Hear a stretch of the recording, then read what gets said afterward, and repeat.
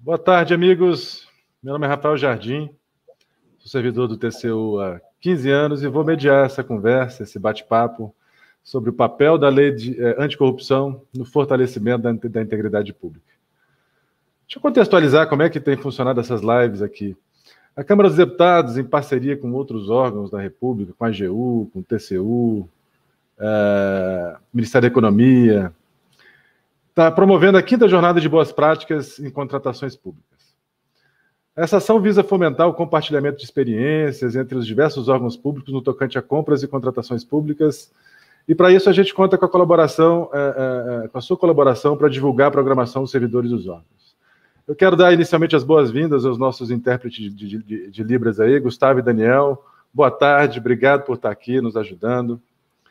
Deixa eu apresentar também os nossos queridos convidados, gente de peso, experiente, para bater papo com a gente, para qualificar esse debate, né?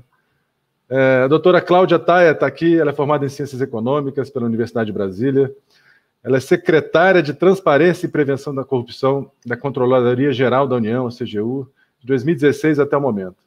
Responsável pelas ações de educação cidadã e controle social, pela política de transparência e acesso à informação, incluindo o portal de transparência do Governo Federal e monitoramento da Lei de Acesso à Informação no Poder Executivo Federal. Responsável ainda pela política de integridade pública e corporativa, contemplando iniciativas como o Programa de Fomento à Integridade Pública, Empresa Proética, Empresa Íntegra. Ela foi também diretora de Transparência e Controle Social da CGU entre 2013 e 2016 e subsecretária de Transparência e Controle do Governo do Distrito Federal entre 2011 e 2012. Ufa! Doutora Cláudia, boa tarde. Quiser dar uma boa tarde para o nosso pessoal, quem está nos assistindo.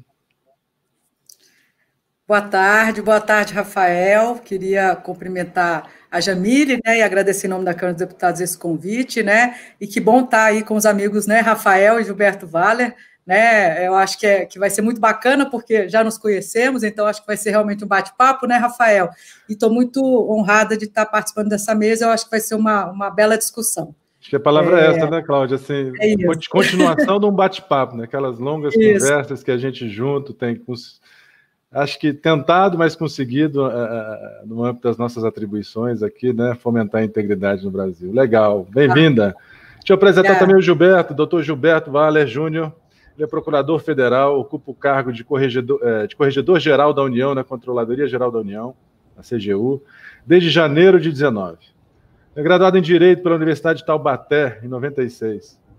Na CGU, atuou também como ouvidor-geral da União, de março de 2016 a janeiro de 2019, corregedor setorial do Ministério da Fazenda, de julho a agosto de 2013, corregedor setorial do Ministério dos Transportes, de fevereiro de 2019 a julho de 2013, e corregedor setorial do Ministério da Integração Nacional, de fevereiro de 2016 a setembro de 2007, de 2006 a setembro de 2007. No INSS, ele desempenhou os cargos de subprocurador-geral, 2007 e 2008, corregedor-geral, 2000 e 2004, e auditor-geral substituto, 2002 e 2003, dentre outros. Uau! Ô Gilberto, currículo de peso, bem-vindo. Se quiser dar uma boa tarde, um alô para o pessoal também. Bem, boa tarde a todas e todos. Queria agradecer o convite feito pela Câmara dos Deputados, na pessoa da Jamile. Queria agradecer essa parceria na elaboração desse evento, na construção desse evento, ao Rafael, à Cláudia, minha colega aqui da CGU, ao Daniel e Gustavo, que vão estar nos acompanhando aqui nessa jornada de hoje. Desejar a todos um bom evento, uma boa live, que a gente possa aqui trocar muitas experiências, muitas informações e melhore com isso o serviço público. Legal, obrigado. Pessoal, a gente quer, assim, mais do que conversar sobre a lei anticorrupção, o que ela significa, mas é contextualizar qual que é o impacto na sua vida. Principalmente você que mexe com licitações e contratos, é gestor público, ela tem um significado, ela tem uma consequência. No Brasil, veja, ela não deixa de ser ainda uma novidade, em razão da aplicação do conhecimento. De repente, se a gente for bem sucedido nesse bate-papo, é conseguir contextualizar por que ela faz diferença na sua vida. estou fazendo uma licitação, estou executando um contrato, estou gerindo meu recurso público. Tá? Entendi o que ela é. E qual que é a diferença? Eu acho que, para começar assim, a gente precisa entender o que é essa danada, o que é a lei anticorrupção, o que ela significa. E, Gilberto, se você puder nos ajudar aí, afinal, o que é a lei anticorrupção? Que novidade ela traz? E por que ela é tão, vamos dizer assim, festejada? Por que ela é tão importante para o combate à corrupção no Brasil? E, claro, no final, o que isso tem a ver com licitação e contrato? Como é que isso funciona? Bom, a Lei 12.846, né, de 2013, ela já foi duplamente batizada. Ela foi batizada como Lei Anticorrupção e também Lei da Empresa Limpa. Então, dependendo do viés que se olha a empresa ou se olha a lei, você vai nominá-la de forma diferente.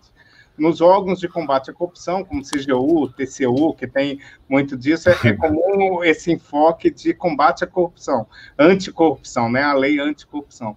Já no lado empresarial, no lado concorrencial, principalmente, é muito tido como lei da empresa limpa, porque esse é o objetivo maior dessa lei. Essa lei de 2013, né, que entrou em vigor em 2014, no auge da Operação Lava Jato, no início da Operação Lava Jato, como grande experiência, o pontapé inicial com a Operação Lava Jato, ela já era de muito esperado na administração pública, né? Era muito esperado no Brasil. Até 2013, todas as leis que saíam, todas as leis que eram editadas, todas as leis que eram elaboradas, se pensava na figura do corrupto, na figura do servidor público, do agente público, que tinha que ser punido quando ele agia fora das regras pré-estabelecidas. Era aquele que recebia o presente indevidamente, aquele que recebia algum brinde, era aquele que recebia vantagem financeira, era aquele que deixava de fazer, ele acabava sendo punido. Você só cortar um lado da corda, isso não trazia resultado prático, porque você tirava aquele agente público, no dia seguinte tinha um outro agente público no local, as empresas continuavam com a mesma prática de contratação, isso trazia, na verdade, quase como enxugar o gelo, você continuava com o mesmo mecanismo. A lei de 2013, na verdade, não é uma criação nacional, não é uma invenção brasileira, a lei 12.846, ela vem seguida já por vários países e foi fruto de alguns acordos internacionais, principalmente. A gente pode citar a Convenção da OCDE sobre combate à corrupção de funcionários públicos, a Convenção Interamericana contra a Corrupção, a Convenção das Nações Unidas contra a Corrupção em 2003. Se a gente for ver bem, o Brasil até demorou muito para editar uma lei anticorrupção. E quando a gente vai verificar a lei anticorrupção, ou a lei 12.846, o que mais a gente verifica, ou o que mais a gente pode perceber, é o seguinte: muito se pensa em sanção, em um processo sancionador, em um processo, na verdade, que tem o objetivo de sancionar. Mas essa lei, além da sanção administrativa, além de possibilitar uma responsabilização administrativa e civil no aspecto da combate à corrupção, traz para a gente outras situações. Uma situação importante, que é a questão da integridade, da questão de mudança de parâmetros, que daí tem muito a ver com a área da Cláudia. Aliás, Gilberto, você estava falando, assim, umas vezes conversando sobre a lei de corrupção, já vi bastante gente falar assim: aliás, por que lei de corrupção? Me mostre na lei, uma vez escrita a palavra de anticorrupção. Que anticorrupção? Eu falei, aí eu penso, gente, não é lei anticorrupção, porque tem escrito a palavra corrupção, anticorrupção na lei. Assim, no mundo em que se estuda assim, combater esses efeitos nocivos de agentes públicos decidindo para si ou para outrem, que lato sensu pode dizer corrupção. Corrupção não é só botar dinheiro no bolso, não é só. Corrupção é você, amplamente colocando, se eu estou colocado num cargo e de repente começo a agir, a administrar meu interesse ou outro de terceiros, lato sensu é corrupção. Eu falo, pô, ela é lei anticorrupção porque ela estabeleceu algumas ferramentas fundamentais em quem quer que queira combater a corrupção. Naquele tripé de quem combate a corrupção: detecção, punição e prevenção. Aí você falou bem, poxa, na área detectiva e punitiva, na punitiva ela apresenta um canhão, uma bazuca, e acho que a gente vai desenvolver que bazuca é essa, né? Por que ela fortalece os braços punitivos do Estado, né? Prevenção, veja, aliás, detecção, um exemplo, a gente pode mais no final também bater papo, tem os tais dos acordos de leniência que amplificam o poder de alcance do Estado de maneira que jamais a gente conseguiria saber se não fosse a oportunidade de terceiros contribuírem, né, que participaram do ato lesivo. E agora a prevenção é que muita gente talvez não conheça aí, Cláudia, a sua experiência e brilhante condução desses assuntos na CGU. Aliás, colegas Gilberto e Cláudia, sempre que eu posso, eu falo assim, olha, nessa área de transparência, integridade, a CGU é pioneira, ela é âncora, ela iniciou essas conversas e estudos, posso dizer, no Brasil, e eu acompanhei isso muito de perto. Eu quero publicamente e também pessoalmente, sempre que eu estou com vocês, eu acho que eu posso falar isso. Meus parabéns, eu acho que o país deve muito a vocês naquilo que a gente conhece hoje sobre integridade, compliance, mesmo combate à corrupção, é o trabalho de vocês. E a Cláudia está há muito tempo militando com isso. Eu acho que ela tem muita história para contar. E dentro disso que a gente está perguntando, assim, conversando, nessa toada aí, Cláudia, como é que, estricto senso, a lei ou os decretos que regulamentaram a lei, ela define integridade, né? E como é que, afinal de contas, essa lei, vamos dizer assim, cujos princípios não surgiram no Brasil, ela de fato fortalece a integridade pública no Brasil? E no final, o que é que isso tem a ver com quem executa contrato na ponta que está nos assistindo? Obrigada, Rafael, obrigada, Gilberto, obrigada aí pelos elogios, isso nos motiva, né, porque é uma luta, realmente é uma luta que nós já nada como a verdade, tempo, né, Cláudio? Mas é uma motivação, né, Rafael? Então, mas o Gilberto também, ó, que eu entrei na CGU, o Gilberto já estava lá na CGU, né, Gilberto? Gilberto, apesar de não ser dos quadros, viu, Rafael? A gente já o considera, né, como realmente da CGU, quase um auditor, né, Rafael, né, Gilberto? Mas é isso, o Gilberto trouxe muito bem essa questão, esse binômio, lei da empresa limpa, lei anticorrupção, e até nós, da prevenção, a gente utiliza, né, por causa, inclusive, dos programas de integridade, muito mais lei da empresa limpa do que lei anticorrupção, exatamente por essa questão, né, essa dimensão da integridade, da ética, da mudança da cultura organizacional que isso traz, né? Na lei anticorrupção mesmo, né, na lei da empresa limpa, né, tem só uma pequena referência, né, ao programa de integridade, que é o inciso 7º do artigo 7, o inciso 8º do artigo 7º, que coloca que serão levados em consideração na aplicação das sanções a existência de mecanismos e procedimentos internos de integridade.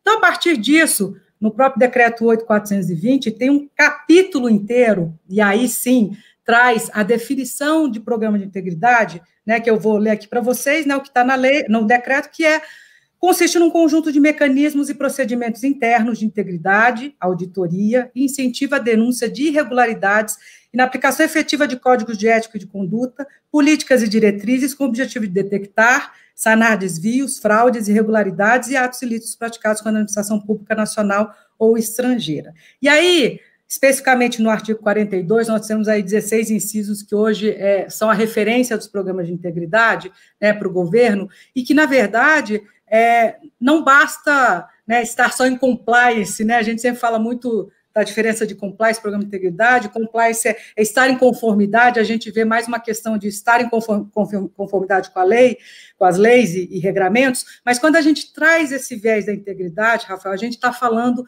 exatamente da mudança de cultura que isso precisa acontecer, principalmente no âmbito dos acordos de leniência, onde as empresas, né, tiveram efetivamente, né, ocorreu irregularidades, fraudes, corrupção, e eu até brinco, né, elas precisam mudar a página, elas precisam quase se converter, né, às vezes é um trabalho de conversão, né, porque é uma nova página, uma nova oportunidade, né, para aquelas que assinaram os acordos, e o programa de integridade é central nisso, sabe, Rafael? É muito importante, porque ele traz esse resgate dessas empresas, essa nova oportunidade, essa vamos dizer, trazer a reputação, né? A gente tem falado muito com o pessoal da construção, a construção tem vivido, né? Eu acho que agora, tentando virar a página, essa crise de reputação. E a gente sabe que hoje a reputação de uma empresa, segundo a B3, a Bolsa, é praticamente 30% do valor de uma empresa, para você ver o quanto é importante, né, um programa de integridade hoje no setor privado para as empresas. E aí, você me faz a pergunta da conexão com relação à integridade pública, né? Logo em 2016, depois da lei de corrupção, que foi no final de 2014, começou mesmo efetivamente em 2015, 2016, veio a lei das estatais, que traz também já essa questão de compliance, de integridade, código de ética e integridade, enfim, gestão de riscos de integridade, ou seja, parte da administração pública já começa a trabalhar com as questões de integridade. E o próprio setor privado também começa a nos cobrar.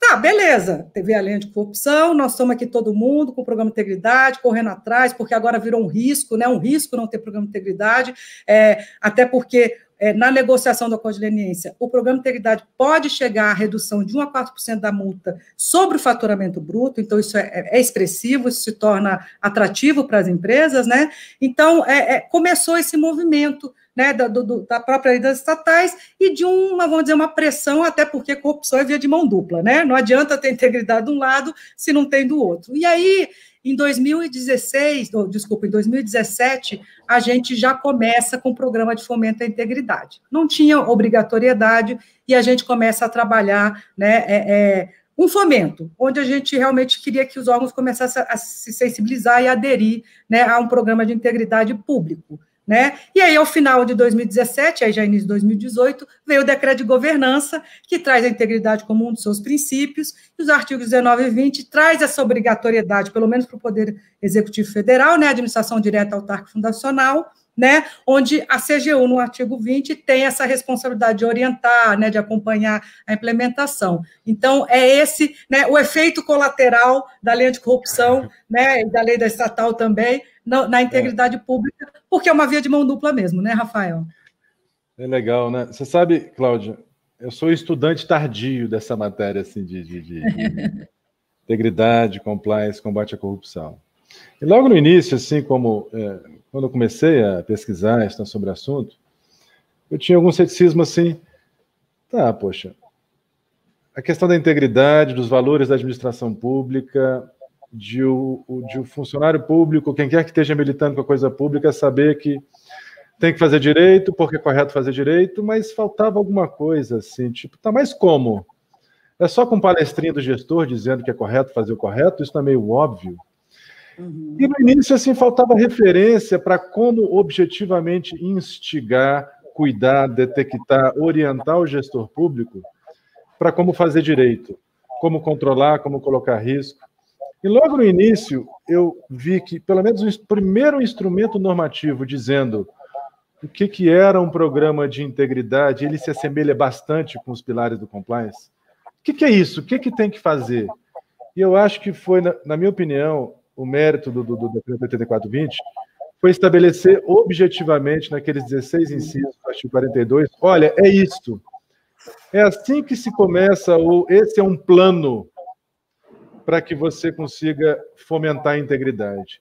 Com esse plano, e está lá no artigo 42 do decreto que regulamentou a lei anticorrupção, essa receita de bolo aqui, ele tem braços preventivos nos soft controls, ele tem braços coercitivos, pesados, vamos dizer assim, aquelas referências seriam as referências do que seria uma empresa limpa.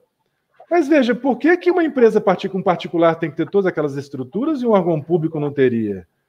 Então, não deixa de ser, assim, e para quem estuda compliance, aquela é referência ainda hoje, cada vez mais, sobre, afinal de contas, o que é um programa de integridade / compliance num órgão público ou num órgão privado, sabe?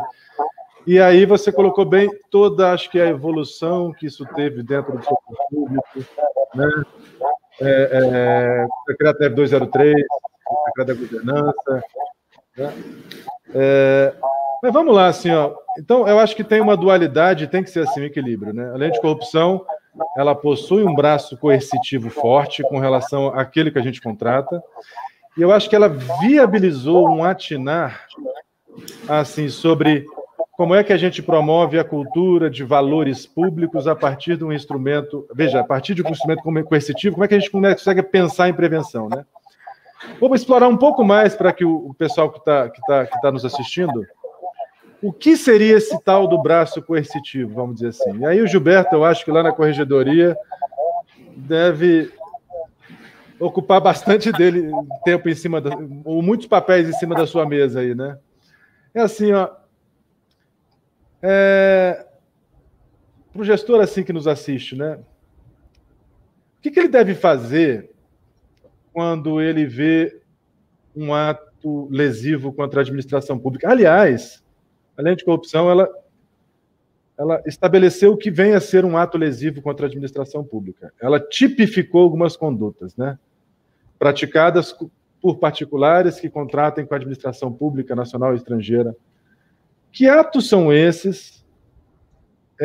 E qual a consequência que pode ter a partir desses atos? Na prática é o seguinte, de novo, colocando na prática. Eu sou fiscal de contrato, eu sou ordenador de despesa, e é claro que se a gente tem dinheiro rodeando a nossa volta aqui, porque eu estou executando coisa pública, executando contrato, é possível que eu me depare com um tal de um ato lesivo contra a administração pública. Se isso aparecer na minha frente, o que eu tenho que fazer? Eu posso...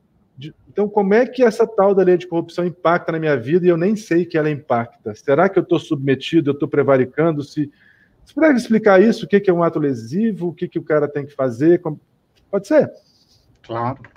Bom, só para antes até mesmo de entrar nesse questionamento, até mesmo para complementar essa questão de integridade, quando você falou, mas será que uma palestrinha muda o comportamento? E daí o lado sancionador, o lado punitivo, o lado do processo, na verdade se estabelece todo um sistema. Um sistema de compliance, ele na verdade não é só pela educação, só pela cartilha, só pelo documento, só pelo canal de denúncia, ele tem que ser complementado. E quando a gente fala em corrupção, em mudança de cultura, mudança de comportamento, a existência da possibilidade, a simples possibilidade de uma sanção efetiva de existir, traz a mudança de comportamento. Não é só a campanha educativa, não é só um código de conduta, não é só a educação que vai trazer essa mudança. A sanção ela é muito importante para trazer a mudança de comportamento, e isso a gente verifica no nosso dia a dia. Na nossa vida privada ocorre isso. Era comum, e geralmente eu dou esse exemplo, até pouco tempo atrás alguém saía para uma festa, alguém ia para algum evento social, ia para um happy hour, ia com o seu carro, e não deixava de beber bebida alcoólica, mesmo sabendo que aquilo poderia trazer risco à sua vida ou à vida de terceiros. A partir do momento que mudou a legislação, que trouxe uma legislação mais rigorosa, com uma sanção mais rigorosa e mais, o Estado começou a fiscalizar, o comportamento alterou, o comportamento mudou. O comportamento, na verdade, do brasileiro acaba modificando, ele utilizando o amigo da vez, os aplicativos, táxi, e ele já se prepara para aquele ato da sua vida privada. Da mesma forma que ocorre num caso assim, ocorre em Brasília na questão da faixa de pedestre, eu me recordo quando eu vim de Taubaté para Brasília, eu me surpreendia com todo mundo parando na faixa de pedestre, e a questão é que mudou a cultura com uma fiscalização mais rígida, uma fiscalização mais rigorosa. Então, só para complementar essa questão de integridade, entendo que é um sistema e tudo tem que andar em conjunto, mesmo porque eu não consigo punir se eu não tiver o elemento inicial, que é a denúncia, eu não consigo comparar comportamentos se eu não tiver claro as regras de comportamento, as regras de conduta, e eu não tenho como punir de forma mais gravosa se eu não tenho uma conscientização, uma mudança, ou saber o que é certo, o que é errado por parte de servidores, e também agentes privados que contratam com a administração, que muitos agentes privados não sabem se ele pode dar um presente, se ele não pode, se ele pode pagar um almoço, se ele pode trazer algo que era, na verdade, que sempre era tido como costumeiro. Qual o problema de eu pagar um almoço para fulano? Qual o problema de eu entregar um brinde, um ingresso para um evento esportivo? e isso, na verdade, é necessário para a mudança de comportamento. Agora, chegando na sua pergunta, chegando no seu questionamento, a gente tem que tomar um cuidado também. Não é toda e qualquer irregularidade num processo de contratação que é abrangido pela lei, a lei anticorrupção, a lei da empresa limpa, a lei 12846. Eu vou chamar aqui só de lei anticorrupção, com autorização da Cláudia, que é mais do lado da empresa limpa, eu vou puxar um pouco mais a sardinha para o meu lado.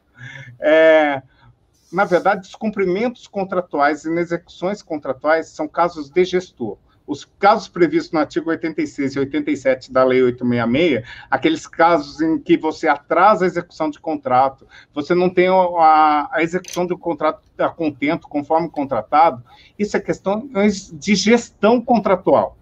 A Lei 12846, ela trata de contrato também, mas no lado de fraude, no lado de dolo, no lado de reduzir a competitividade de uma licitação. Ela traz, na verdade, quando o objetivo maior é lesar a administração. As condutas são dolosas, as condutas são, na verdade, graves contra a administração.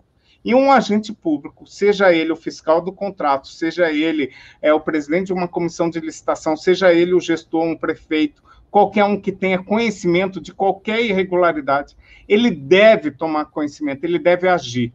E essa lei 12846 é uma lei nacional, ela tem abrangência nacional, ou seja, é aplicável à União, estados, municípios, Câmara dos Deputados, Senado, Tribunal de Contas, todos estamos sujeitos à lei 12846. O que se trouxe é a regulamentação dela, que cada ente pode fazer de maneira diferente. Então, cabe ao gestor, quando ele tiver notícia de que alguém fraudou, de alguém criou um cartel, de alguém trouxe prejuízo ao erário, trouxe, na verdade, o objetivo de diminuir a competitividade, diminuir a coisa pública, diminuir o bem comum, ele tem que agir. Se ele não agir, ele comete crime de prevaricação. Ele pode, na verdade, responder administrativamente por desídia, ele pode responder por improbidade administrativa, por deixar de agir, por deixar de punir. E lembrar... Como é que ele age, assim? Ou seja, abre um processo, como é que é? Como é que ele age? Na verdade, assim, a Lei 12846, ela traz a questão processual, mas o Decreto 8420, ele foi muito feliz em trazer a questão prévia ao processo. Agora, a gente também, com a Lei de Abuso de Autoridade e a Instrução Normativa para o Poder Executivo Federal, número 13, trouxe uma forma procedimental diferente, uma forma de atuação diferente. Para você abrir um processo, antigamente, na dúvida, qualquer notícia que saía, empresa fulano de tal fraudou, empresa fulano de tal pagou propina, você já abria um processo para apurar fatos. Hoje é diferente. Hoje, até mesmo pela Lei de Abuso de Autoridade, em que obriga para a abertura de um processo a existência de justa causa, ou seja, justo motivo, mais do que indícios, quase evidências de irregularidade. O que a CGU está fazendo e está fomentando para que todos os seus parceiros assim o façam. Ele está investindo numa investigação preliminar, num procedimento investigativo prévio, que se assemelha ao inquérito policial, se assemelha a uma auditoria, a um procedimento, na verdade, que não tenha contraditório ou ampla defesa, em que você vai reunir elementos. E quando você descobrir quem fez, o que infringiu... Mas a sindicância, né, para quase a sindicância, mas sem tanto formalismo como a sindicância, que pode ser feito pela própria administração, que ela pode coletar elementos, que ela vai buscar elementos. É o que a gente chama de uma portaria, de uma planilha, que a gente fala de projetização, uma planilha de responsabilização, em que precisa ter todos os elementos para a gente abrir o processo. Então, abrindo o processo, daí sim começa o contraditório e ampla defesa. Ou seja... Tem que ter uma verossimilhança mais comprovada, não é o mero cheiro lá do... Não é a mera notícia, não é a mera denúncia. Só o pessoal entender, de novo, o pessoal que está fazendo licitação lá. Às vezes acontece, lá em outro país, que não é aqui, ou aqui também, você abrir, por exemplo, duas propostas e os mesmos erros são identificados na planilha, erro de português idêntico, às vezes o mesmo timbre, a mesma fonte, ou seja, é um elemento até probatório para dizer que a empresa A está em conluio com a empresa B, porque elas apresentaram elemento probatório, os mesmos tipos de vícios, erros, você tem elemento. Se um pregoeiro ou o presidente da comissão, equipe de comissão de licitação, vê esse fato, está na minha frente. Então, para o dia a dia, o que ele é obrigado a fazer? Então, ele vai ter que encaminhar essa investigação preliminar para o dia a dia de quem está nos assistindo. Perfeito.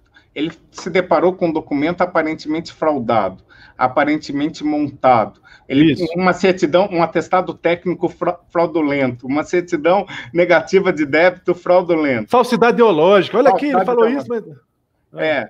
Exatamente. Cabe a ele encaminhar a autoridade que tem a competência para instaurar o PAR. A autoridade... O PAR é o processo, o PAR é esse processo investigativo. De responsabilização, que no caso, geralmente, ou é um corregedor ou autoridade máxima do órgão, para que ele tenha o conhecimento, verifique os elementos existentes e abertura ou da investigação preliminar ou do processo de responsabilização contra a pessoa jurídica, de imediato. Se ele não o faz, seja aquele que teve conhecimento, ou seja aquele que foi encaminhada à representação, ele pode responder depois, por ato de improbidade, por desídia, por prevaricação. É assim que impacta na vida lá do cara, se ele se deparar com algum daqueles atos lesivos, ele é obrigado a encaminhar isso para que a empresa tenha as consequências devidas. E daqui a pouco a gente fala sobre as consequências. Vai ser aberto um processo e a consequência é uma bazucona contra ela, não é isso? Perfeito. Mas vamos lá, deixa eu explorar um pouco mais, porque essa lei ela tem 2 braços, né? Vamos voltar a chamar ela de lei de empresa limpa. Cláudia, o que é empresa limpa, afinal de contas, assim? Por que isso é importante? Vamos dizer assim, ó, o Gilberto falou que se um gestor público ele se deparar com algum indício de ilícito, fraude, ele vai ter que apurar, vamos dizer assim, a verossimilhança desses indícios num processo preliminar para avaliar se cabe a abertura do PAR. Isso deve ser feito pelo a pessoa de competência tal no órgão, né?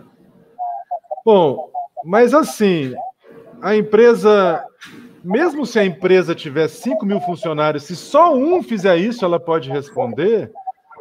Assim, poxa, não seria injusto, não? Então, a empresa é limpa se tem um funcionário cometendo ato ilícito, ou ela deixa de ser mais limpa quando comete 10 ou 20? Então, como é que isso conversa? O que seria uma empresa limpa e o que beneficia essa empresa limpa se, eventualmente, uma empresa gigantesca de 20 mil funcionários, um for pego cometendo uma conduta dessa? Às vezes, a diretoria da empresa nem sabe. Como é que isso conversa, afinal de contas? Esse tal de empresa limpa e... Se puder... Está contigo. Tá ótimo. Não, e eu acho que o debate está sendo bom, porque o Gilberto aí realmente está mais aí no combate, na repressão, né, na investigação, e eu aqui na prevenção, né, Gilberto? Então, mas eu acho que é muito saudável, porque é exatamente o que o Gilberto falou. Tem que ser uma atuação sistêmica, não está separado. Eu só queria trazer algumas observações, porque acho que tem que ter esse braço coercitivo, sim, controles, mas o controle excessivo, ele gera uma cultura de medo, tá? Então, é só algumas... chamar atenção, por quê? Porque quando eu falo empresa limpa e a mudança de cultura organizacional, não é mudar para uma mudança de cultura de medo. Hoje, muitas vezes se entende, então o programa de integridade é um programa de controle. Não, não é só um programa de controle, ele também é um programa de controle, mas ele precisa ter o braço da prevenção.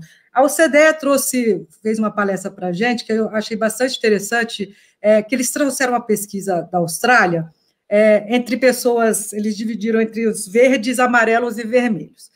E aí, quem são os seres humanos verdes? É aquele que você pode ter toda a oportunidade do mundo, você pode estar num ambiente super cheio de irregularidade, todo mundo cometendo coisa. Ele não vai fazer nada, ele vai ver o dinheiro ali, ele vai deixar, ele não vai pegar nada de ninguém. Aquelas pessoas que eles brincam, né, são os anjos, né? Os anjos, aqueles que realmente a ética é o que norteia os valores dele, e isso é entre 5%, no máximo 10% da população. Eu acho que é mais para 5%, inclusive.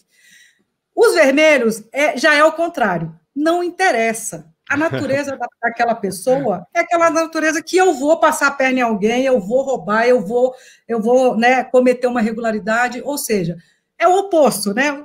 Os anjos e demônios que a gente brinca ali, que também não deve passar de 5%.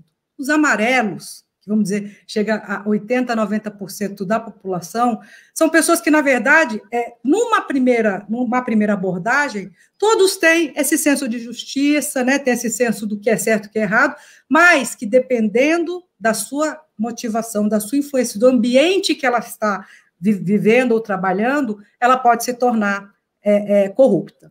Ou seja, com isso, o que a gente quer mostrar? Que, para combater a corrupção, né, não é um programa anticorrupção que vai combater a corrupção, vai ser um programa de integridade, entendeu? É integridade que traz exatamente, novamente, essa dimensão humana, essa dimensão ética, tá? Então, é legal que, né, o Gilberto fazendo um contraponto, eu fazendo outro, e, na verdade, nenhum dos dois lados está errado. Eles são complementares, na verdade. Então, os excessos, né, não pode ser só, vamos fazer campanhas e treinamento, não pode ser só isso. Mas também não pode ser só controle e sanção. É só esse equilíbrio que nós precisamos trazer. O Dan Ariely, né, que é um grande especialista em teoria comportamental, ele fala que, na verdade, tudo depende dos incentivos e as recompensas que você dá. A mensagem que, às vezes, você dá. E ele traz o exemplo de uma empresa de gás, que qual era o principal objetivo? Entregar rápido. Então, meu amigo, entrega rápido, você pode estacionar em vaga de gestante, de idoso, você pode fazer o que você quiser, mas você tem que entregar rápido. E aí eles estavam numa campanha de segurança. Não, mas você tem que colocar luva, tem que colocar capacete. Qual que é a mensagem que essa empresa estava dando? Entrega rápido. Você acha que o pessoal vai ficar perdendo tempo de colocar luva, capacete, está na vaga certa? Não. Então, você está vendo que a pesquisa da Austrália está muito correta? No fundo, todo mundo quer fazer certo. Mas a gente, né, como gestor, como dono de uma empresa, enfim, né, como gestor público, tem que tomar muito cuidado até com os nossos incentivos. Qual a mensagem que a gente está dando para a turma, né? Mas aí, voltando para a sua pergunta, na verdade, eu mudo um pouco essa pergunta. Como é que uma empresa pode prevenir, né? Não colocar a empresa íntegra, mas como é que ela pode prevenir, se resguardar da ocorrência de irregularidades e até a melhoria, a confiança na relação público-privada? E aí eu trago novamente o programa de integridade. Porque hoje, né, o decreto 8.420 traz? O programa de integridade tem que incluir compromisso da alta administração, né, isso é fundamental, né, o tone from the top, né, o exemplo tem que vir de cima.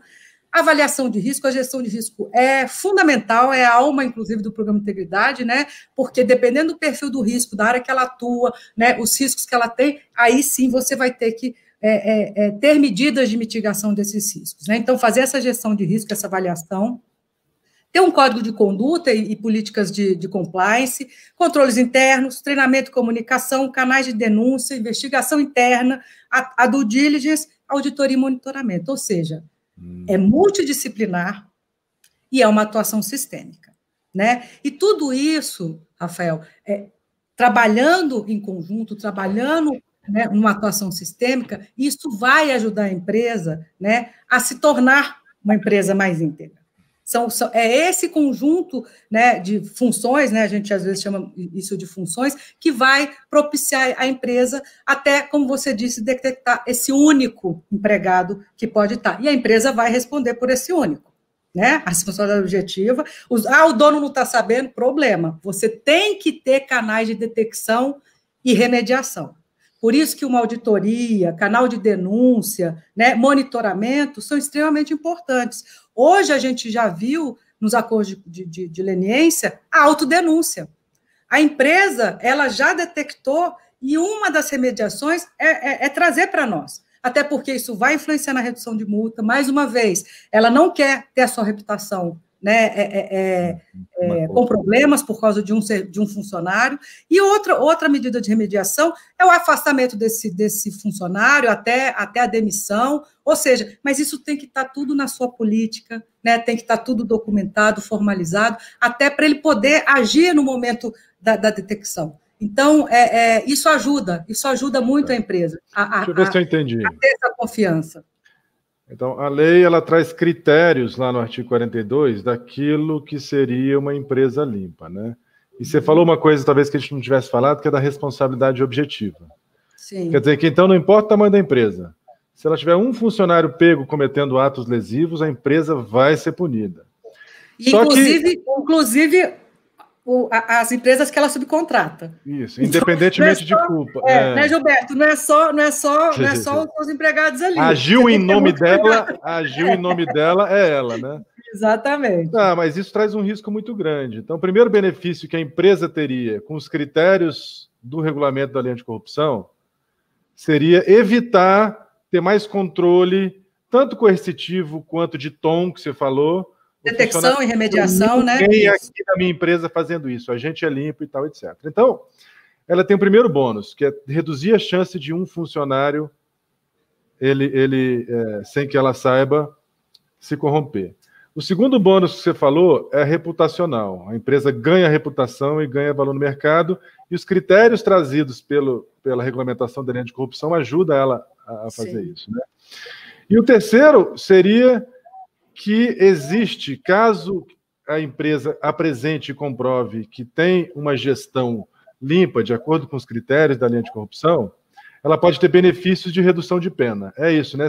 Talvez essas três dimensões. Né? Sim. E a CGU, ela fiscaliza isso? Vamos dizer assim, ela avalia, por exemplo? Na verdade, o nosso trabalho é fazer a avaliação dos programas de integridade, né, das empresas que estão negociando os acordos de leniência, né? No caso do Código de Leniência, o programa de integridade é obrigatório, a gente tem que avaliar. No PAR, né, Gilberto? Aí não é obrigatório, é um direito da empresa, então a opção dela de apresentar ou não. Mas, enfim, no caso do acordo, a partir do momento que ele assina, nós nós impomos obrigações de melhorias e aperfeiçoamento do programa de integridade e, pós-acordo, um monitoramento muito forte. Porque esse viés da mudança de cultura, como eu te disse, está no programa de integridade. Então, a gente vai nas empresas, a gente vê o comprometimento da alta administração. No caso das empresas, isso é muito relevante, perceber que realmente a alta administração está comprometida com a integridade, com essa mudança. A gente faz pesquisa aleatória, a gente chega lá nos departamentos e faz pesquisas com os empregados para ver o quanto eles conhecem do programa de integridade, se está tendo treinamento, se tem treinamento, cadê a lista, cadê o PowerPoint, cadê o treinamento para a gente verificar as campanhas, a gente chega a ver se tem um mousepad que fala de integridade, que fala do canal de denúncia, se no elevador tem afixado um cartaz, ou seja, a gente vê todos os elementos da cultura organizacional para ver se realmente aquilo está em todos os setores, para todos os empregados. É importante que eles saibam e que eles vivenciem esse programa de integridade. Perfeito. Eu entendi, pelo menos. Então, vamos lá. Queria partir para a parte assim, conhecer um pouco dos números do PAR, mas deixa eu ver uma dúvida aqui. O Marcos Vasconcelos falou assim, como corregedor, deve ser para você, Gilberto? Como corregedor vê o aspecto do assédio sexual em prédios públicos ou o uso do dinheiro público para viagens a serviço para encontros amorosos? Isso não é um tipo de corrupção? Aí tem que ver, aí você avalia se isso tem a ver. É bom explicar que tipo de atos estão cobertos pela lei de corrupção, né? São atos contratuais ou mas aí está contigo, velho. Tá, joia. Bom, na verdade, o tema da palestra, o tema é ente privado e público, né? Contrato, a relação contratual, e não uma relação funcional. O que se está perguntando aqui é do direito que existia até 2013. E se a gente for analisar mesmo, essas condutas, elas não caracterizam corrupção, podem caracterizar outras irregularidades que devem ser apuradas caso a caso, se ocorreu mesmo assédio ou não. E daí a responsabilização é diferente da de corrupção. Corrupção é sempre uma vantagem em razão do cargo, é pedir algo, é cobrar algo. Então, assim, foge do tema total, tema central da lei anticorrupção. A lei, ela regula a relação entre contratados, pessoas com negócios jurídicos com a administração e a própria administração, né? Essas atitudes funcionais são cobertas por outra lei, lei de improbidade, a próprio Código Penal, outras, não é isso? Ou Lei 8.112, etc., não é isso? Exato. Cláudio, tem uma aqui que eu acho que é legal. Isso, um programa de integridade poderia onerar demasiadamente as pequenas e médias empresas? Como é que é isso? Então, a gente pensa muito nesse setor aí das pequenas e médias empresas, né? Pequena, média e microempresas, até porque, Rafael, a gente percebe que em alguma medida, elas ainda não entenderam que elas serão exigidas. Está sendo exigida delas exatamente porque eu falei anteriormente que as grandes, quando subcontratam, né, quando contratam essas médias e pequenas, elas vão responder. Né? Então, a gente está fazendo um trabalho junto ao SEBRAE, né, que tem essa capilaridade aí entre as micros e pequenas empresas, para desmistificar um pouco essa questão do que é o programa de integridade e o que é possível elas aplicarem, né? Porque, na verdade, até no caso, né, das pequenas e médias, né, vai se reduzir também as exigências, né? Não tem como você exigir a mesma coisa de uma multinacional, de uma grande empresa, de uma pequena e média empresa. Então, a gente tem um programa que chama Empresa Íntegra, né? Você sempre está falando Empresa Íntegra, mas a gente tem um programa que chama Empresa Íntegra, que está no site do SEBRAE, onde a gente fez um monte de guias, de vídeos e cartilhas para que essas empresas entendam que não é esse bicho de 7 cabeças, né? Na verdade, você pode, por exemplo, tá o tempo todo conversando. Às vezes, a gente tem na empresa Proética, depois eu vou falar um pouco mais, que é outra iniciativa de fomento que nós temos, né? Essa questão do canal de denúncia. Teve uma pequena empresa que nos falou, né? Ele tem 10 empregados no máximo. O que ele falou? Eu vou colocar uma caixa de acrílico no banheiro. Aí a gente falou assim, é o canal de denúncia dele. A gente falou, por quê? Não, banheiro todo mundo vai, é um lugar mais privado, né? Então as pessoas vão se sentir mais confortáveis de fazer alguma denúncia. E a gente perguntou, e faz? Ele falou, faz. Eu sempre entro e vejo na caixinha, tem um bilhetinho e eu vou verificando. Então, às vezes é um e-mail, precisa de um e-mail. A empresa TecMil que ganhou, que tem 10 empregados no Proética, foi e-mail do advogado que ela tem, né? Porque esse canal de denúncia ele não é só para quem trabalha dentro da empresa, ele tem que ser para o cliente também, ele tem que ser para o fornecedor que tem alguma notícia, entendeu? Então, um código de ética, você faz reuniões com 9, 10 pessoas, 15 pessoas o tempo todo, fala você quais são os valores da sua empresa, né? Cartaz, então, numa empresa pequena é muito fácil. Então, tudo isso, Rafael, a gente vai desmistificando, a gente tem até um infográfico com 10 passos, né? Cuidado, veja que esse é o contador, você precisa ver, né? E realmente ver seu contador, que a gente pode colocar numa roubada. Então, na verdade, é possível que uma pequena e média empresa tenha, né? Principalmente as pequenas, a integridade, né, facilmente. O que eu acho, assim, tem muito, como é que se fala, platitude, vamos dizer, burocracia não pode onerar demais as pequenas, mas qual o tamanho dessa burocracia? Eu comparo o seguinte, numa multinacional grande, milhares de funcionários, a mensagem de liderança, ela leva um tempo e você tem muito mais esforço para que ela chegue para cada funcionário. Você controlar resultados, controlar condutas, avaliar a produtividade de 3 mil funcionários, você gasta muito mais. Tem que ter uma estrutura de controle. Uma pequena média empresa com 10 funcionários, os custos são muito menores. É enxuto. A mensagem do topo. Governar, quanto maior você mais difícil é. Porque a mensagem da liderança e os resultados, metas e estratégias passadas pela liderança alcancem cada membro da organização, em cada caixinha, em cada setor, exige uma estrutura de controle. Quando a empresa tem 10, o próprio dono é que engorda o gado. É isso aí. O custo do controle é muito mais baixo. E é possível que essa mensagem da liderança, vamos ser íntegros, ela chegue de maneira muito mais barata e mais direta. Exatamente. Então, eu acho que às vezes é balela. Eu não encontrei outro nome melhor. Não, um programa tem custos proporcionais ao tamanho da empresa e à abrangência dos seus negócios, sabe? Sim. É perfeitamente possível adotar, aspas, estruturas de controle contingentes com tamanho, com porte, com os riscos da empresa. Isso. Risco de mais e controle de menos é negligência, né? Risco pouco e muito controle é ineficiência e gasto à toa. Então, acho que vai ser proporcional ao tamanho e aos riscos. Nesse sentido, é perfeitamente viável, acredito eu, né? Assim, sim, porque e a gente tem esse programa, exatamente para ajudar, e treinamentos, por exemplo, treinamento. A CGU tem milhares de cartilhas, hoje a gente disponibiliza um monte de curso. Nós fizemos, né, Rafael?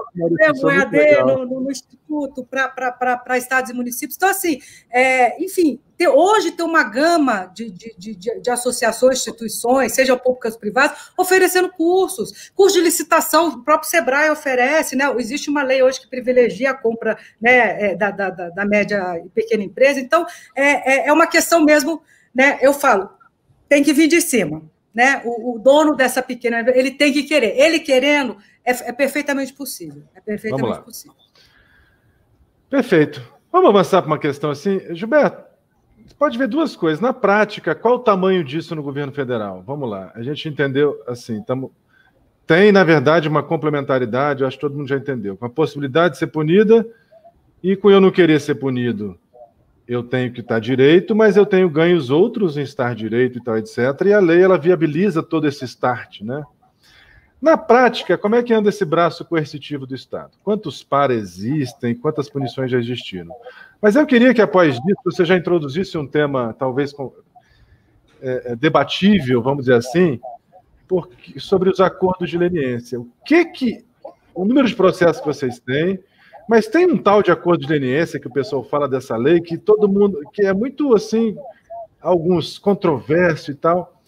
O que é isso? O que ele tem a ver com o par? E como é que isso funciona nessa dinâmica conceitual da lei anticorrupção? Se puder bater um papo sobre isso.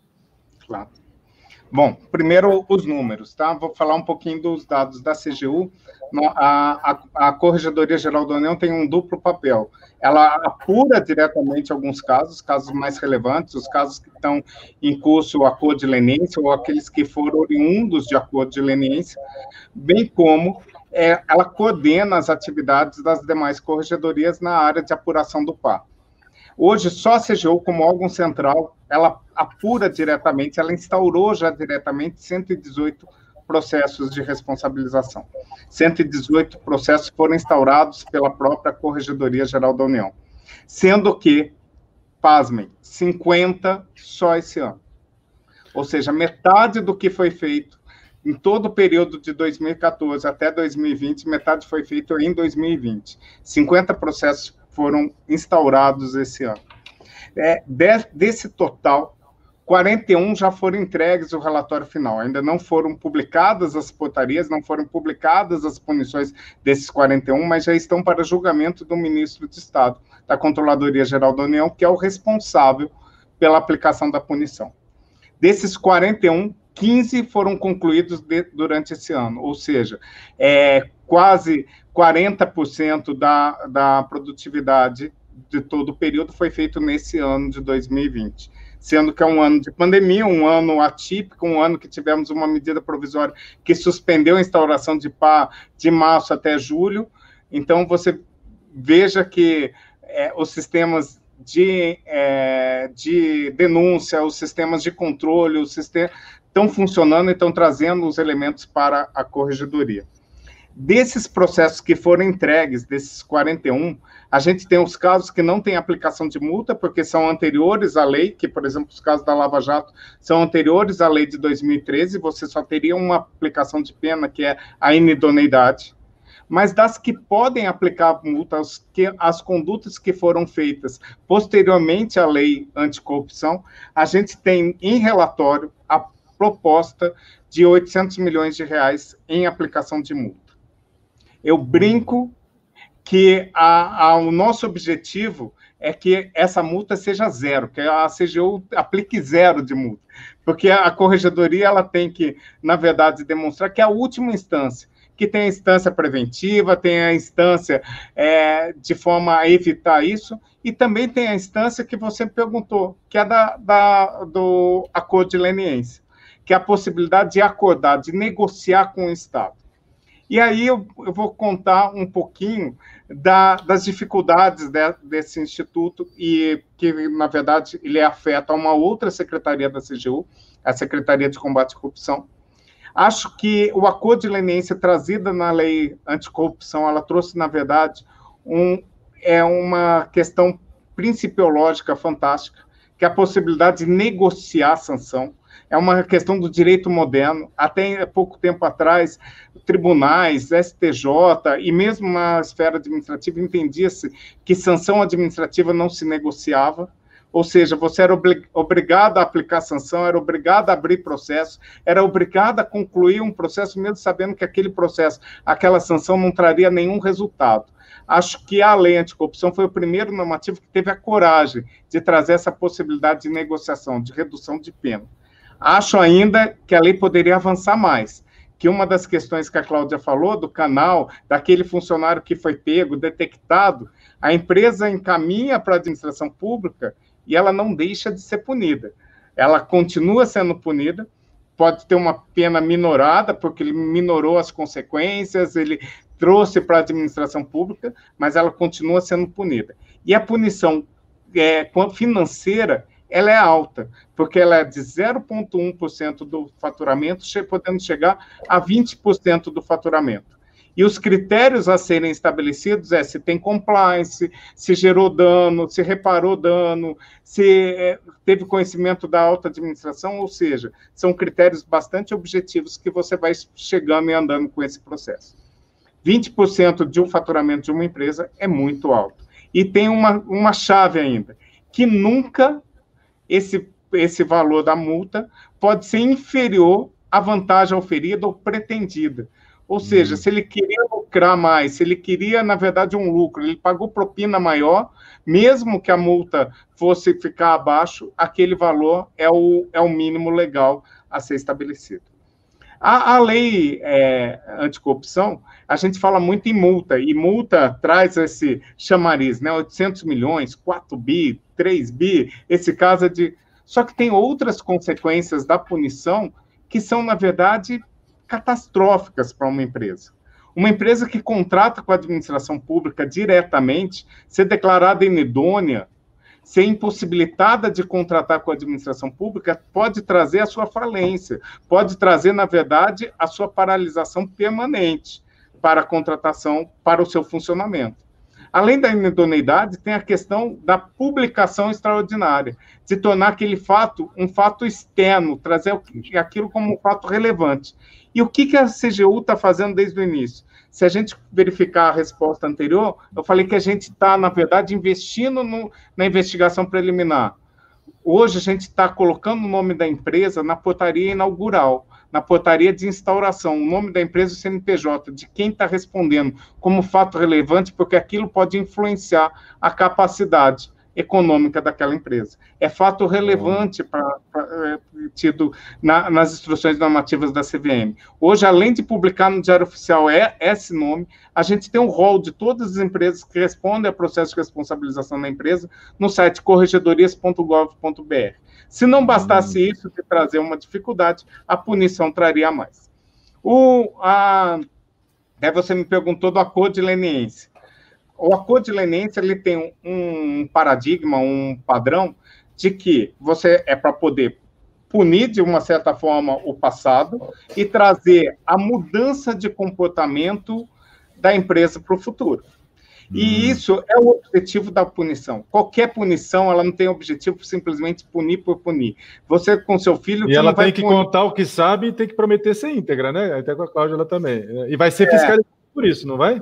Exato, ela tem que contar o que sabe, se arrepender do passado e trazer mudança para o futuro. Não adianta simplesmente eu falar, me arrependi do passado, e não trazer aquela mudança do futuro. Muitas vezes a gente verifica em audiências ou em juizado especial em que a pessoa fica condicionada a um pedido de desculpa. É um pedido de desculpa pelo passado, mas continua cometendo as mesmas irregularidades e fraudes no futuro. E acaba que aquilo traz prejuízo, acaba trazendo, na verdade, não uma mudança de comportamento. Esse juizado especial, ele tem um acompanhamento, que daí é pela área da Cláudia, para mostrar que essa empresa realmente mudou de comportamento. Então, a vantagem para a administração não é só reconhecer o passado, punir pelo passado, trazer uma reparação pelo passado, mas também ter a certeza de que aquela empresa virou a página, de que aquela empresa trouxe, na verdade, uma mudança no seu comportamento, que trouxe, na verdade, uma mudança no seu dia a dia. Até hoje, a CGU é o órgão com exclusividade para acordo de leniência. 13 bilhões de reais já foram objetos de acordo, empresa e governo, empresa e administração pública. com 12 empresas que acabaram realizando esse acordo, sendo que desses 13 bilhões, 4 bi já entraram diretamente para a administração pública. Ou seja, é muito mais vantajoso para a administração. É reparação administrativa e reparação civil num ato só. Beleza. Vamos responder a pergunta do pessoal aqui? Vou mandar umas para você, viu, Cláudio? Vem aqui. Como é que o cliente, eu, você, a Verônica que nos perguntou, sabe se está comprando uma empresa limpa? Tem algum programa, tem alguma coisa na internet? Como é que é, Cláudio? Não, na verdade, tem o famoso due diligence. Você não vai saber, você tem que criar procedimentos, você tem que fazer um esforço mesmo para saber o histórico dessa empresa. Hoje, as empresas privadas, né, têm já, né, nos seus procedimentos o due diligence, que é exatamente essa pesquisa, né, enfim, vamos dizer, essa varredura que é feita na empresa para ver se aquele negócio é confiável, tá? Então, não tem como saber de cara, não tem hoje, vamos dizer, um cadastro fala, não, essa aqui é íntegra ou não é íntegra. O próprio Proética, né, que é uma lista de empresas aprovadas, né, nessa iniciativa, que, na verdade, é para incentivar, né, todo o setor privado a ter programa de integridade, é um retrato. Né? Nós tivemos a premiação em 2019, nós vamos abrir a 10ª edição agora, edição de 10 anos, desculpa, edição de 10 anos, agora em outubro. O fato de estar lá não quer dizer que ela não pode, em algum momento agora, de 2019 para cá, ter tido algum problema. Então, tem mas que é probabilidade, né, Cláudia? Uma empresa, vamos dizer assim, tem, pode acontecer, sempre pode, mas a gente trabalha com compliance e integridade, diminuindo probabilidade. Diminuindo riscos. Exato. Identificando os riscos, mitigando, tratando os riscos, tem a menor chance de que algum funcionário seu... Você sabe que eu vou até entrar aqui na esfera do Gilberto, eu falei para ele, eu estava no evento, e o Compliance Officer da Volkswagen elogiou muito o governo brasileiro, ele é alemão, ele falava aquele português, né, com sotaque, ele falou, olha, não é qualquer país do mundo que tem um cadastro como o 6, o cadastro de empresas emissões suspensas e o próprio CNEP, né, Gilberto, que traz as empresas que foram punidas aí pela lei de corrupção. Ele falou que isso ajuda bastante, é uma forma de ver que a empresa não é tão íntegra, né? Pelo menos você ter um cadastro ativo. Então, às vezes temos iniciativas, né, que o mundo não tem e que está ajudando aí as empresas, né, e os compliance officers e os próprios gestores públicos, né, a fazer melhor suas contratações, tá? Eu vou fazer uma... Rafael, só dar uma notícia sobre essa questão do cadastro, importantíssimo, que o cadastro é administrado pela CGU, mas é um cadastro nacional de todos. Prefeituras são obrigadas a informar a punição da empresa, estados, municípios, a gente tem um sistema, na verdade, em que a alimentação ele é feita através de acordo, em que a própria prefeitura alimenta, e a gente tem uma novidade, que a partir desse mês, junto com o Tribunal de Contas da União, as punições do Tribunal de Contas da União são alimentadas automaticamente no sistema, não precisa mais aquele encaminhamento de ofício, documentos, entre outros. Ou seja, é um lugar único para você saber se aquela empresa cometeu ou não uma irregularidade, se ela está ou não impedida de contratar, se ela pode, se ela no seu passado ela trouxe alguma marca que possa desabonar, até mesmo para você saber se aquilo teve uma mudança de comportamento ou não. Cláudio, eu vou fazer mais uma bem objetiva e depois eu vou juntar 3 assim que eu acho que tem a ver para a gente fazer um encerramento. São as 3 mais cabeludas aí. Eu acho que importa essa, é a mensagem que a gente colocar que é viável, que é possível, mas vamos lá. A primeira delas é a seguinte, eu vou falar com minhas palavras, o Márcio Pacheco fala assim, vem cá, o programa de integridade obrigatório é irregular um órgão federal, no caso assim, não tem um programa de integridade? Existe uma norma coercitiva? Como é que isso funciona e como é que isso é fiscalizado? Tá, você está perguntando então na parte pública, né? Parte pública. Na parte pública, é claro que não necessariamente tem a ver com a lei de corrupção, é claro que ela foi lá no artigo 42, é um inspirador, mas a pergunta dele é essa. Sim. Hoje, como eu disse, tem o decreto 903 que traz a obrigatoriedade. Não traz sanção, mas hoje, no âmbito das auditorias, lá a Secretaria do Leonel já está iniciando as avaliações de integridade. Óbvio que nós estamos num primeiro momento, isso foi igual a lei de acesso à informação.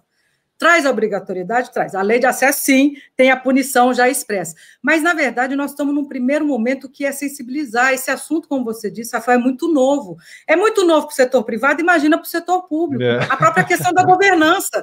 Não, gente, mas o que é governança? Então, assim, são temas e conceitos hoje que a gente está mais no primeiro degrau, que é sensibilizar, trazer a turma para o que é, e aí realmente vale a pena, né, fazer eventos como esse que nós estamos fazendo, para esclarecer o que é, né, para esclarecer o que é um programa de integridade, para fazer com que as pessoas entendam, né, mais uma vez, não é só o braço coercitivo, não é só chegar e falar, é irregular e tal. A auditoria, inclusive, está trabalhando junto conosco para falar, olha, o que você pode melhorar no seu programa aí, no seu órgão público? Claro que vai chegar num momento, e isso aí nos próximos anos, em que pode ser uma regularidade, sim, pode ser, mas a gente precisa entender que esse primeiro momento é de sensibilidade e de que os planos tenham. Só para você ter uma ideia, assim, né, hoje a gente tem 185 órgãos da administração pública direta, autárquica fundacional, né, do decreto que abarca o decreto 9.203. Esqueci o número. 9.203. É tanta lei, tanto decreto, né? Enfim. E o que o ministro Wagner nos colocou como primeira missão? Que 100% desses órgãos tenham suas unidades de gestão de integridade, porque precisa ter uma unidade dentro do órgão que vai tocar, que vai coordenar esse processo, né?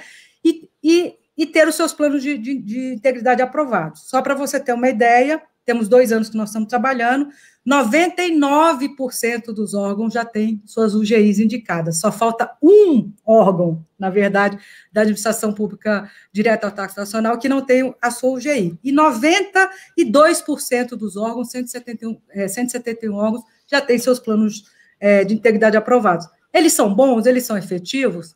Calma, esse é o primeiro passo, né? A gente primeiro tem que fazer com que a turma entenda que é importante ter o programa de integridade. O segundo passo vai ser a auditoria conosco, também ainda num processo mais didático, né? Mais de como vamos melhorar, o que você pode, o que eu posso apontar para você melhorar, e depois sim, né, entrar nessa questão da irregularidade das contas. Vamos lá, eu vou fazer uma aqui. Eu vou primeiro ver se eu estou correto, o Gilberto e Cláudio. Um instrumento que fortalece um programa de integridade é a plena ciência, vamos dizer assim, é a aquisição de competências dos órgãos de plenamente aplicar a lei de corrupção, né? Fortalece o senso de expectativa com as contratadas, com a qual ele contrata, se ele conseguir manejar com altivez essa lei de corrupção. Essa é, vamos dizer assim, a boa aplicação da lei de corrupção ele faz parte de um sistema também de integridade. Digo até no viés coercitivo, né? Tentando juntar. Mas tem uma pergunta aqui, que o Milton fala assim, eu vou me permitir resumir com as minhas palavras. Que garante que as empresas ou órgãos públicos não vão ter um compliance de papel? Eu disse que estou fazendo, só que eu pedalo a robinha para cá e meio que não estou fazendo só de mentirinha. Eu falo, geralmente, e vou colocar isso já como trampolim de 2 perguntas e a gente, de repente, faz o nosso encerramento. Assim. Olha, se for só para cumprir lei porque é obrigado, pode ser que exista mesmo, só para fazer cena, porque alguma lei diz. É preciso a disposição genuína da liderança. Nós vamos, essa é a mensagem, e eu vou cuidar disso. E implementar um sistema de controle para que, de fato, aconteça e que não seja só burocracia. Então, eu acho que o tom do topo é essencial, que ele queira que seja estratégico e que não seja mera burocracia, para que funcione. Se a liderança não está nem aí, vai ser muito difícil, é muito provável que seja um compliance de papel que ninguém toma conta. Mas aí daí vem uma outra pergunta. Uma pergunta, por exemplo, da Geórgia e do Rodrigo. Geórgia Torres fala, como é que seria o desafio de implantar um sistema como esse na Câmara dos Deputados? Ou, Rodrigo, e nas prefeituras? Eu vou ampliar. Em qualquer empresa público-privada, qual que é o grande desafio a ser seguido? Como é que eu evito que seja um compliance de papel e como é que eu faço para que isso efetivamente funcione? De repente, se a gente puder, vocês puderem ver como é que vocês imaginam esse desafio, seja no braço mais soft controls, seja no braço, Gilberto, mais hard controls, como é que a gente imagina esse desafio? E depois, de repente, nessa conversa, a gente parte para a nossa despedida, nossas mensagens finais. Cláudia, está contigo. Puder começar com relação a isso? É um desafio. realmente é um desafio. Nós estamos, para estados e municípios, a CGU está com um programa que chama Time Brasil, Transparência e Integridade de Estados e Municípios. Ou seja, a gente está trazendo essas bases mínimas aí dessas funções de integridade, ou seja, controle interno, comissão de ética, canal de denúncia, né, a própria transparência, códigos de condutas, para que eles tenham uma base para ter um programa de integridade. É simples? Não. Não é simples, mas vai depender da vontade do prefeito. Hoje nós temos já adesões de prefeituras, onde eles fazem planos de ação para terem seus programas de integridade. Foi a mesma coisa com a transparência. Os portais de transparência, a lei de acesso à transparência. E aí, em algum momento, em alguma medida, uma das iniciativas que a gente percebe que fomenta, né, o aumento, né, dessas políticas é o famoso name and shame, né, como a gente diz, é expor. Né? A gente tem a escala Brasil Transparente com relação à Lei de Acesso à Informação e à Transparência, que quando a gente divulga isso, né, Gilberto? O Gilberto sabe também, é um alvoroço ali, ficam os municípios, minha nota está baixa, minha nota está... Então, no nosso caso, né, até pela questão do Pacto Federativo, nós não temos como impor, nós, governo federal, mas a gente tem como fomentar, a gente tem como incentivar, né? Eu acho que isso é importante. No âmbito público, o comprometimento da alta administração, às vezes, é sempre uma pergunta que a gente precisa pensar muito, porque é diferente de um dono de uma empresa que ele está ali, ele provavelmente vai ficar ali anos e anos, as empresas no Brasil são mais familiares. No governo, não. No governo, troca o governo, às vezes no mesmo governo, troca-se os dirigentes e tal. Então, mapeamento de processo é muito importante, planejamento de processo é muito importante, ou seja, a gente tem que ter ferramentas para que a gente garanta que com a mudança de dirigente, às vezes, não haja retrocesso. Às vezes, até o órgão avança, né, na questão dos programas, mas a gente precisa amarrar um pouco aí com relação ao planejamento estratégico, com relação ao mapeamento de processos, enfim, com relação à gestão de riscos, porque aí dificulta, sabe, Rafael, esse retrocesso. Então, é assim que eu vejo um pouco aí a administração pública. Ótimo. Gilberto pode me complementar. Doutor Gilberto. Isso. Na verdade, assim, o trabalho conjunto é fundamental, seja a área preventiva, repressiva, e também as corregedorias existentes no Poder Executivo Federal, que já estão alinhadas num sistema de correição, mas também a gente implantou uma rede de corregedorias, com corregedorias de outros poderes, de outros entes, a do TCU, a da Câmara dos Deputados, integram a nossa rede de corregedorias, é um prazer estar com eles, para a gente trocar expertise, trocar experiência de como melhorar os nossos procedimentos, trocar informações. Além disso, além dessa questão de troca de informações, troca de expertise, a gente precisa efetivamente trazer um processo de responsabilização de pessoa jurídica ou de pessoa física, ele mais efetivo, para que eu possa dizer que aquele caso gera uma punição. Eu não posso utilizar um processo sancionador que demore 5 anos para poder terminar. Isso, na verdade, não traz consequências claras, não há uma demonstração de mudança de comportamento. A gente está mudando os nossos processos e hoje eu posso falar que o nosso processo de responsabilização de pessoas físicas, ele está em média 150 dias e de pessoas jurídicas 140 dias, da instauração até a conclusão. Então, a gente está mudando procedimentos, pensando o quê? Em efetividade. É para que aquela empresa saiba, aquilo traz consequências. Para que o cidadão que denuncie saiba, ele pode denunciar que aquilo vai ter consequências. Para que encoraje ele a ter uma atuação mais efetiva. E a gente está fazendo um outro tipo de trabalho, que já apresentado para a Cláudia, apresentado para o Wagner.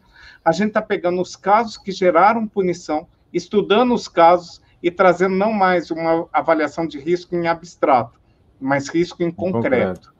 Trazendo para o gestor, falando o seguinte, olha, na sua área, e dia 9 de dezembro a gente vai mapear toda a administração direta, mostrando para cada área quais são os riscos maiores de corrupção, aquilo que aconteceu, para que estude mecanismos de mudança, tragam mecanismos de mudança no comportamento. Ansioso para ver o resultado, que legal. Gente, vou botar minha opinião sobre isso e a gente faz depois a nossa despedida. É assim. O que vai fazer a vontade de um dirigente investir no programa de integridade, né? Já vou antecipar a notícia ruim aqui. dificilmente, é quase impossível, se tiver um dirigente máximo com o intuito persona e de fraudar, muito complicado, de fato, ele investir em controles para si próprio. Assim. Eu acho que existe uma questão republicana, perpassa pelas eleições, talvez, tá? A parte boa é a seguinte, para qualquer um programa desse, é um programa de mudança. Por que um gestor iria investir nisso? Eu costumo falar o seguinte, é porque ou ele tem muito a ganhar, ou ele tem muito a perder. Programas de integridade e compliance, ele fortalece a chance de que os valores, estratégias, objetivos, metas estabelecidos pela liderança alcancem o seu resultado. Eu juro para vocês que isso é verdade. Mapeando riscos de integridade e riscos genericamente, você tem uma chance muito maior de entregar um resultado. Ele tem muito a ganhar. E qual é o outro lado? Ele tem muito a perder. Gente, muitas vezes acontece um ato de corrupção, um ato improbo, uma irregularidade, você é o último a saber. Você pode ter consequência grave. Tanto consequência política, como consequência prática, administrativa e mesmo penal. Você não pode simplesmente vedar os olhos. Esse sistema aumenta os olhos e controle dos gestores sobre aquilo que está acontecendo debaixo dele. Ele tem vantagem em fazer isso, como ele deixa de perder. Eu acho que esse aumento de consciência é fundamental e a gente, órgão de controle, tem um papel nessa conscientização. Eu acho que a gente tem muito a percorrer, mas eu acho também, Cláudia, convenhamos, em pouco tempo a gente já fez bastante coisa, né? Acho que depende de nós, de todo mundo, de toda a sociedade. E, gente, é nessa mensagem que eu particularmente me despeço. Obrigado pela atenção. Pessoal do CEFOR, Câmara dos Deputados, Rodrigo, Jamile, obrigado pela confiança. Foi um prazer dividir esse espaço, uma honra com a Cláudia e Gilberto, de outros conhecidos que entregaram tanto por esse país e puderam compartilhar um pouco dos saberes. E a mensagem aí, deixo a palavra com vocês para também se despedir da mensagem final, tá bom? Fique à vontade. Bom, queria agradecer, Rafael, acho que foi muito rico mesmo o debate, acho que trouxe muita... Aí, até para quem está assistindo, eu acho que trouxe muitas perguntas aí, né? No meu órgão, como é que eu faço? Pô, que legal! É isso que a gente quer, né? É exatamente isso, né? Para que eles comecem a olhar para dentro, né, das suas instituições e repensar e fazer uma reflexão mesmo. Você sabe que hoje existe uma grande crise de confiança nos governos, não é no governo brasileiro, é nos governos em geral, tá? E segundo a pesquisa da OCDE, a integridade e a transparência, a responsabilidade do governo é que estão trazendo essa confiança de volta. Por isso que a integridade não é só importante para o órgão ou para a empresa, ela é importante para o nosso país. Os outros países estão vendo a integridade do nosso país para ver se vão vir para cá, se vão investir. Então, se a gente tiver uma consciência maior, isso pode gerar negócios, pode gerar riqueza para o país e pode gerar um país melhor, né, Rafael, que é o que nós todos queremos. Então, agradecendo, né, estou à disposição, numa próxima oportunidade, e obrigada aí, Gilberto, obrigado, Rafael, eu acho que foi muito bacana aí a nossa conversa. Gilberto? Bem, queria primeiramente agradecer a Jamile e o Rodrigo por todo o apoio, pelo convite, agradecer a possibilidade de reencontrar o Rafael num debate, a gente já teve um na Câmara dos Deputados também, acho que o ano passado. A Cláudia, que eu vou encontrar daqui 5 minutos, em outra reunião, daqui a pouquinho, mas eu acho que o pensamento é num estado diferente. Eu acho que esse tema é bem isso, é um estado íntegro. E estado íntegro, para mim, é aquilo que o cidadão espera do Estado brasileiro. É a perspectiva, é a efetividade. É um Estado com menos corrupção, com mais controle, com mais possibilidade de uma gestão para o bem comum e não para o bem particular. É aquele voltado no interesse de todos e não de poucos. Essa é a visão. Eu sempre falo que a administração pública tem que se basear por 2 princípios, ou por 2 pensamentos: bom senso e empatia. Uau. O que eu faria no lugar dele, o que aquela pessoa espera de mim, o que o cidadão gostaria de ter um comportamento assim ou não. Isso eu acho que é fundamental, e eu acho que a gente pode, em conjunto, melhorar isso.